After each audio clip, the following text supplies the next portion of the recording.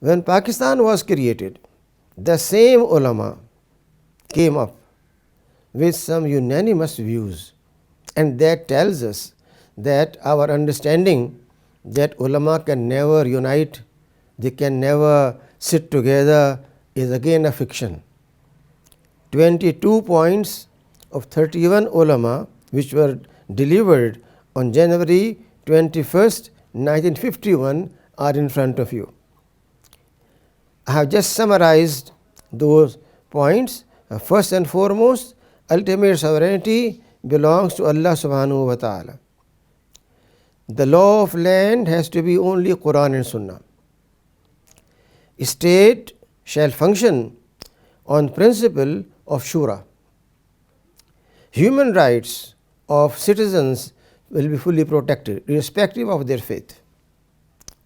Independence of judiciary. Head of state shall have to be Muslim because it's an ideological state. And lastly, non-Muslims shall have full protection, liberty for religious practices, cultural practices and their security. Just to give you an idea about who were these ulama, I have just picked up a few names from different schools of thought. And this slide tells you that among those are Maulana Sayyid Sulaiman Nadwi, Abul Ala Maududi, Mufti Muhammad Shafi, Maulana Mufti Jafar Hussain Mujtahid, Maulana Zafar Ahmad Ansari, Maulana Mufti Kifayat Hussain Mujtahid, Pir Sahib Muhammad Amir al-Sanat, Maulana Yusuf bin Nori, Maulana Ihtishamul Haq Thanvi, Maulana Abdul Hamid Badayuni, and so forth.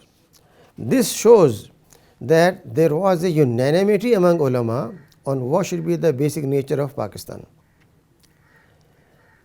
The state of Pakistan, in the light of objective resolution which was passed in assembly, in front of you, again a summary, we could not get the whole document here, but it begins with a statement that sovereignty will belong to Allah subhanahu wa ta'ala and not to people of parliament.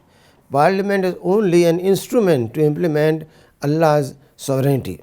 It has to make laws which conform with the Quran and Sunnah, and nothing can be done against the Quran and Sunnah.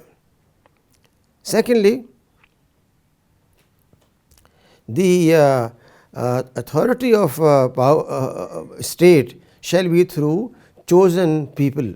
That means electoral process should be observed. And then principles of democracy, freedom, equality shall be applied in the light of Islamic doctrines. And lastly, where our Muslims are enabled to live their life in Islamic principles, state will make sure that it has all possible steps taken to make their life fully Islamic, which means state is not a isolated observer. State has to do with Islam because it is responsible for upbringing Muslim community, 97% Muslims of the country. It is their demand, it is their need, and state must fulfill this obligation. So state cannot be separate from so-called religion. Therefore, when you look into objective our Constitution of Pakistan, the preamble says, "Now therefore, we the people of Pakistan, conscious of our responsibilities made by the before Allah subhanahu wa ta'ala, and when cognizant of the sacrifices made by people in cause of Pakistan, faithful to the declaration made by the founder of Pakistan, Qaid Muhammad Jinnah, and that Pakistan would be a democratic state based on Islamic principles of social justice, do hereby, through our representatives in the National Assembly, adopt, enact and give to ourselves this constitution." Now this is a document which is our, after Quran Kareem, in a country, Constitution is the most important document.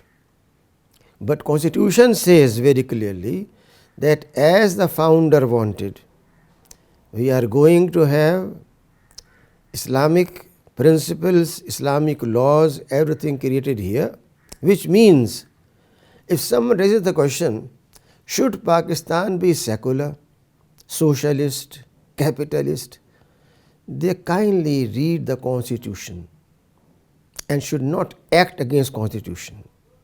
If they act against Constitution, then they are subject to serious consequences, including treason.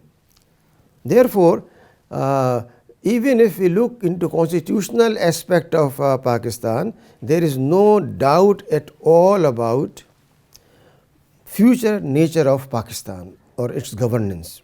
Article 31 of Islamic way of life of our constitution again elaborates, steps shall be taken to enable the Muslims of Pakistan individually and collectively to order their lives in accordance with the fundamental principles and basic concepts of Islam, and to provide facilities whereby they may be enabled to understand the meaning of life according to the Quran and Sunnah.